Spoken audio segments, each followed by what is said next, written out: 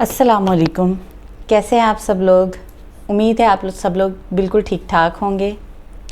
आज हम बात करने वाले हैं उन बच्चों की जिनको आप लिखना सिखाना चाहते हैं। तो उन बच्चों के लिए सबसे पहले आपको उनकी पेंसिल और कागज़ के साथ दोस्ती करवानी पड़ेगी। पेंसिल के साथ उनकी दोस्ती करवाने के लिए ये कलर्स पेंसिल सबसे बेहतरीन होती हैं, क्योंकि बच्चे नेचुरली कलर्स की तरफ अट्रैक्ट होते हैं और इनको यूज़ करना चाहते हैं।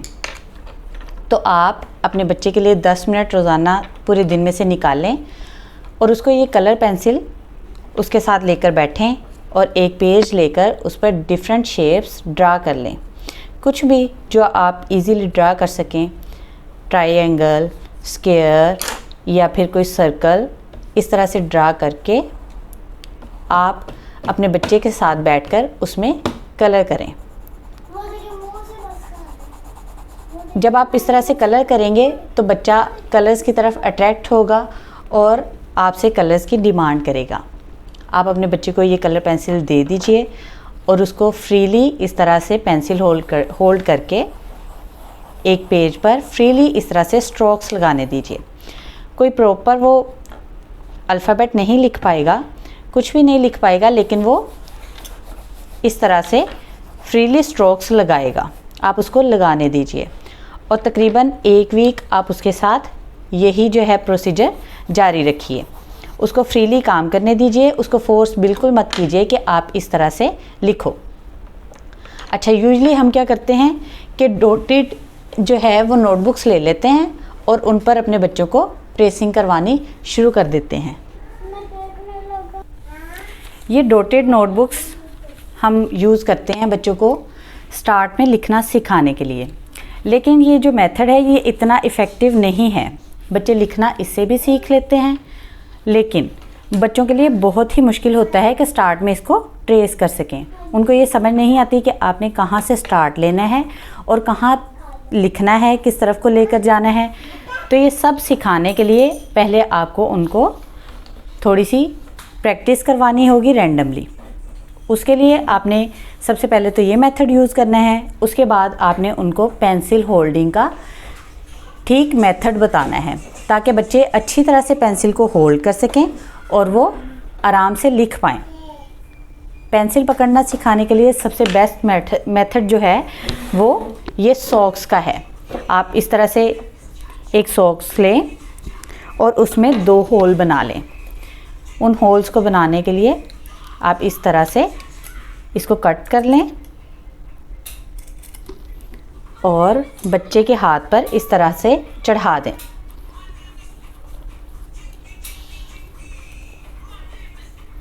इब्राहिम, आपने थंब अपना इस तरह से थंब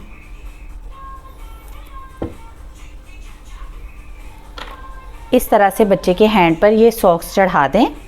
इस तरह से ये जो 2 फिंगर्स जिनकी मदद से उसने पेंसिल पकड़नी है ये बाहर रहेंगी और बाकी फिंगर्स जो हैं वो उसकी बंद हो जाएंगी। अब बच्चे को इस तरह से पेंसिल पकड़ना सिखाएं। यहाँ रखें पेंसिल और थंब से इसको होल्ड करें और फिंगर से चलें। अब लिखें। Good job. इस तरह से जब आप बच्चे को पेंसिल पकड़ना सिखाएंगे तो उसके लिए लिखना आसान होगा, क्योंकि अगर पेंसिल की ग्रिप ठीक नहीं होगी तो बच्चे का हैंड जो है वो हैंड में पेन होगी और बच्चा लिखने से इनकार कर देगा। अब आपने बच्चे को पेंसिल पकड़ना भी सिखा दी, तो उसके बाद जो नेक्स्ट स्टेप है वो आपने बच्चे को डॉट और लाइन का जो है वो डिफरेंस समझाना है। उसको करने के लिए आप एक मार्कर ले लीजिए या कलर मार्कर्स ले लीजिए और बच्चे को इस तरह से डॉट्स लगा कर दिखाइए। इस तरह से उसके सामने डॉट लगाइए और बोलिए ये डॉट है, दिस इज़ अ डॉट। जिस तरह से अभी आप उसको बताना चाहते हैं, मामा डॉट्स लगा रही हैं। ये देखें इब्राहिम, ये क्या है? What is this? आपको नहीं पता ये क्या है? क्या है? Good job. जब आप उसको 1 वीक डॉट की प्रैक्टिस करवा दें और बच्चा अच्छे से इसको डॉट को रिकॉग्नाइज करने लग जाए कि ये आपने डॉट लगाया है, तब आप उसको लाइन पर ले आएँ। उसके सामने लाइंस लगाएं डिफरेंट कलर्स के साथ और उसको बताएं, देखिए मम्मा लाइंस लगा रही हैं, देखिए कितनी कलरफुल लाइंस हैं, कितनी अच्छी तरह से लाइंस लग रही हैं, ये मम्मा लाइन बना रही हैं। इस तरह से आप अपने बच्चे को लाइन का कॉन्सेप्ट दें ताकि उसको डॉट और लाइन का जो डिफरेंस है वो समझ में आए। ये इसलिए हेल्पफुल होगा कि जब आप बच्चे को स्टार्ट करवाएंगी, चाहे आप इस तरह की डॉटेड नोटबुक्स पे स्टार्ट करवाएं, तो उसको डॉट का मतलब समझ में आ जाएगा कि मैंने डॉट्स के ऊपर एक लाइन ड्रा करनी है। अगर आप ये करवाए बगैर बच्चे को जी अगर आप बच्चे को ये करवाए बगैर उसको लिखना स्टार्ट करवा देंगी और कहेंगी कि यहाँ से लेकर यहाँ तक लिख लो, तो बच्चा उसको बिल्कुल भी आपको फॉलो नहीं कर पाएगा। आप भी डिसहार्ट होंगी, बच्चा भी डिसहार्ट होगा कि मैं इसको सीख नहीं पा रहा, और आप भी ये परेशान होंगी कि मैं बच्चे को ठीक से तरह से किस तरह से सिखाऊं। तो उससे पहले आपने अपने कॉन्सेप्ट्स क्लियर कर लेने हैं ताकि आप इफ़ेक्टिवली उनको लिखना सिखा सकें। अब आपने बच्चे को डॉट्स और लाइंस का कॉन्सेप्ट जो है वो दे दिया। आपने नेक्स्ट ये करना है कि बच्चे को लाइंस की जो टाइप्स हैं वो करवानी है। तो how many types of a line? Standing line, sleeping line, slanting line.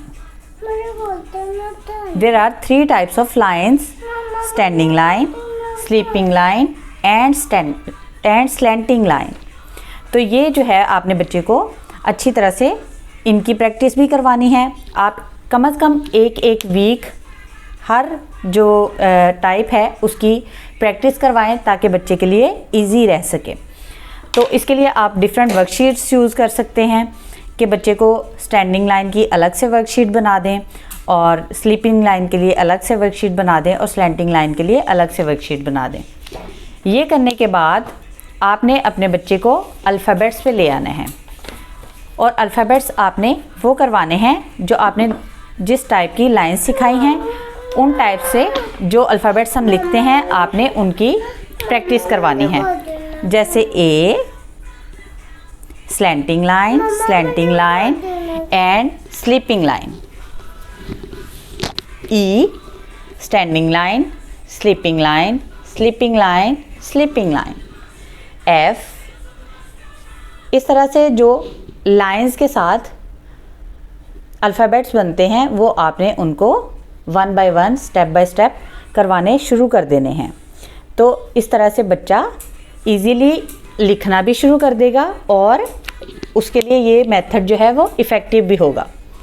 Lines के बाद आपने उनको कर्व्स सिखाने हैं। कर्व्स कितनी तरह के होते हैं? Right curve, left curve, up curve and down curve. ये कर्व्स की टाइप्स आपने उनको सिखानी है। इसको भी हर टाइप को 1 वीक दीजिए। थोड़ी सी लर्निंग प्रोसेस जो है बच्चे का फास्ट हो चुका होगा, वो इजीली आपको फॉलो करना शुरू कर चुका होगा, तो हो सकता है वैसे कम टाइम ले। तो कर्व सिखाने के बाद आप उस बच्चे को अपने बच्चे को कर्व्स के साथ जो अल्फ़ाबेट्स होते हैं वो सिखा सकते हैं। जैसे है D standing line and a curve, इसी तरह से सी है। तो ये कर्व सिखाने के बाद आप फिर ये अल्फ़ाबेट्स उनको स्टार्ट करवाएंगे, तो ये मेथड आपके लिए बहुत इफ़ेक्टिव रहेगा। आपके लिए मैं एक इब्राहिम की वीडियो अटैच कर रही हूँ ताकि आप देख सकें कि इब्राहिम ने किस तरह से 1 मंथ में लिखना सीखा है। अगर आपको ये वीडियो अच्छी लगी है तो हमारे चैनल को सब्सक्राइब कर लीजिए, वीडियो को लाइक एंड शेयर कर दीजिए। अल्लाह हाफिज़।